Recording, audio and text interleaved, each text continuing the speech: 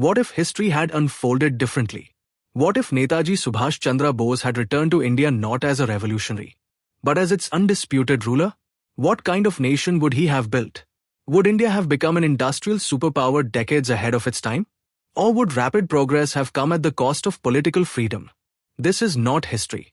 It is an alternate timeline, exploring one possible future that never came to be. In this alternate timeline, the Second World War ends with a completely different outcome. Axis powers Germany, Japan and their ally Indian National Army led by Subhash Chandra Bose emerge victorious. Defeated and exhausted British leaves India. And Axis powers divide world into three parts. Germany establishes its sphere of influence across Europe, Africa, much of Russia, and parts of the Americas. Japan dominates East Asia and the Pacific, extending its influence over China, Korea, Southeast Asia, Australia, New Zealand, the Russian Far East, and much of the Pacific region.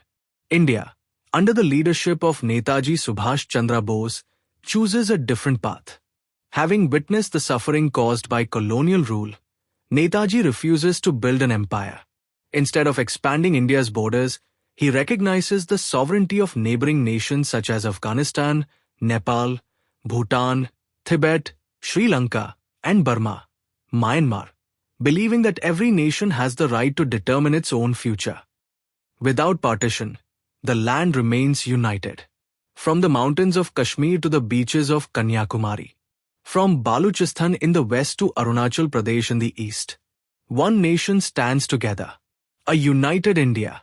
At its helm is Subhash Chandra Bose, who forms the first government as president of an independent and undivided republic. His vision is simple. Political freedom means little without economic and industrial strength.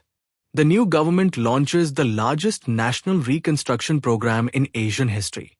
Thousands of kilometers of modern highways connect every province. High-speed rail corridors link Delhi, Lahore, Karachi, Mumbai, Kolkata, Dhaka, Chennai, Bangalore, and Srinagar. Massive dams transform rivers into engines of development. Steel plants rise across the country.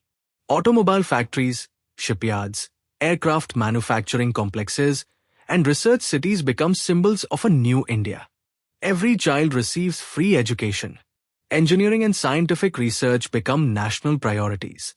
Universities produce thousands of scientists, doctors, and engineers every year. The country rapidly becomes self-reliant in heavy industries, electronics, aviation, energy, and manufacturing. Its ports become among the busiest in the world. Its rail network becomes the largest integrated transportation system on earth. Agriculture is modernized through irrigation, mechanization, and scientific farming, ensuring food security for hundreds of millions. And the dream of a strong, united India inspires generations to come. After assuming leadership, Netaji called upon every Indian to place the nation above personal interests. He believed that discipline, unity, and sacrifice were the foundations of a strong and prosperous country. Every citizen was expected to uphold the law, respect one another, and contribute to the nation's progress. Under his government, strict law and order were maintained, with the Indian National Army transformed into a modern national defense force responsible for protecting the country's peace, security, and sovereignty. Violence, organized crime, and corruption were met with firm legal action, ensuring that justice prevailed without fear or favoritism. Netaji envisioned an India where communal harmony was not merely an ideal but a way of life.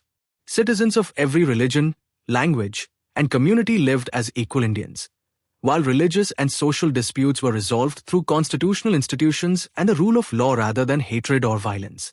National unity became the country's greatest strength. Education instilled civic responsibility, discipline, patriotism, and respect for public property from an early age. Clean streets, orderly public spaces, punctuality, honesty, and respect for fellow citizens became defining characteristics of the nation. Discrimination based on caste, religion, language, or region steadily declined as equal opportunity and merit became central principles of national development. In this alternate history, Netaji's vision transformed India into a disciplined, united, and ambitious nation, where millions work together with a shared purpose. Within just a decade of Netaji's leadership, India had transformed into a global superpower. With strategic cooperation from Germany and Japan, India's military grew into the world's most powerful force, with the largest and most advanced army, air force, and navy. Its strength ensured peace, security, and stability across the region. India proved that a united nation can achieve extraordinary greatness. History cannot be changed, but the future can. Netaji dreamed of an India that was united, disciplined, strong, and prosperous.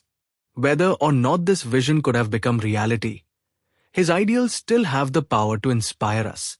If we choose unity over division, honesty over corruption, and service over selfishness, we can build the India that every freedom fighter dreamed of. The question isn't, what if Netaji had led India? The question is, are we ready to live by his ideals? Jai Hind.